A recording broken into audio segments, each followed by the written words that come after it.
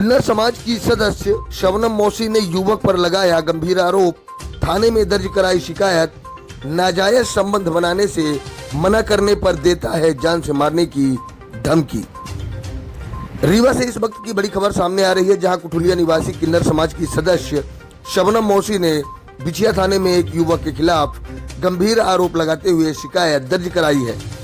शिकायत में दावा किया गया है कि युवक ने कथित तौर पर नाजायज संबंध बनाने का दबाव बनाया और विरोध करने पर जान से मारने, झूठे मुकदमे में फंसाने तथा समाज में बदनाम करने की धमकियां दी। शबनम मौसी का कहना है कि पहले उनके बधाई कार्यक्रमों में इस्तेमाल होने वाले वाहन को पवन दाहिया चलाता था। शिकायत के अनुसार इसी दौरान पवन दाहिया ने धर्मेंद्र साकेत से 84,000 रुपए उधार लिए थे, जिन्हें बाद में ऑनलाइन फोन पे के माध्यम से लौटा दिया था। उनका दावा है कि अब उसी लेन देन को आधार बनाकर उनके खिलाफ झूठे आरोप लगाए जा रहे हैं। शिकायत में यह भी कहा गया है कि जब उन्होंने कथित दबाव का विरोध किया और वाहन चालक के रूप में बुलाना बंद कर दिया, तब से उन्हें लगातार फोन और व्यक्तिगत रूप से धमकियां दी जा रही हैं।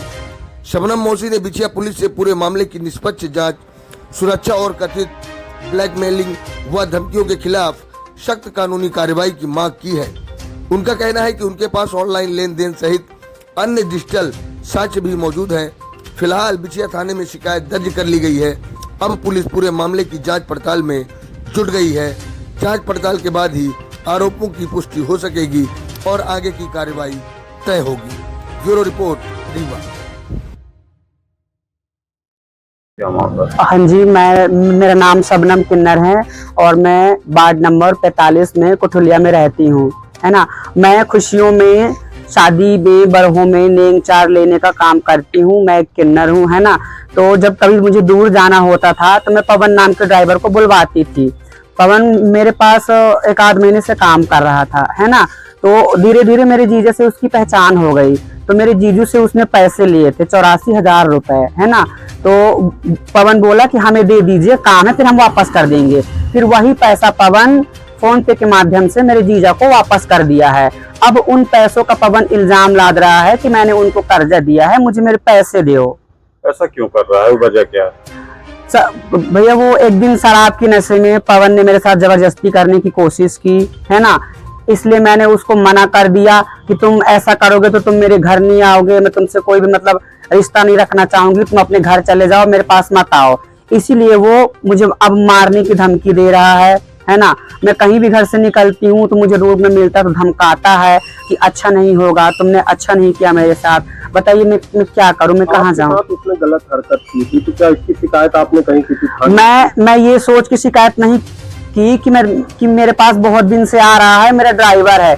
मैं यही सोच के नहीं शिकायत की कि आज नहीं तो कल सुधर जाएगा, लेकिन वो सुधरने का नाम नहीं ले रहा है। अच्छा, ये बताइए, जो आप बोल रही है पैसे का, किससे पैसे इसने लिए थे, किस चीज के लेके पैसा लिया था? पवन के घर में कोई समस्या थी, इसलिए उसने पैसे उधार लिए थे उनसे, मेरे जीजू से, और वही पैसे उसने फोन पे के माध्यम से वापस किए हैं। आरोप ये भी लग रहा है कि आप उसके घर गई, उसको धमकाया। मैं उसके घर नहीं गई, मैं उसके घर बिल्कुल भी नहीं गई, ना ही मैं उसकी बीवी को देखी आज तक, ना ही मैं उसकी ससुराल गई। ये सब झूठी खबर है और झूठी अफवाह है। ये मुझे फंसाने की कोशिश कर रहा है। धमकी वगैरह भी आपको दी? हाँ, मुझे धमकी दे रहा है कि तुम शहर में दिखोगी तो मैं तुमको मारूंगा, है ना। तो बताइए मैं कहाँ जाऊँ शहर छोड़ के? मेरा काम है मांगना खाना खुशियों में। मैं मांगूंगी खाऊंगी नहीं तो कहाँ जाऊंगी, बताओ। मुझे धमकी देता है और मैं आधी रात को काम पे भी निकलती हूँ, ठीक है। तो मुझे कुछ भी रास्ते में होता है तो इसका जिम्मेदार पवन और सिर्फ पवन है। ये बताइए क्या चाहती हैं पुलिस प्रशासन? मैं ये चाहती हूँ कि इस विषय को लेके इसके ऊपर सख्त से सख्त कार्रवाई की जाए। अभी आपने कहीं शिकायत की है? सिटी कोतवाली में जी।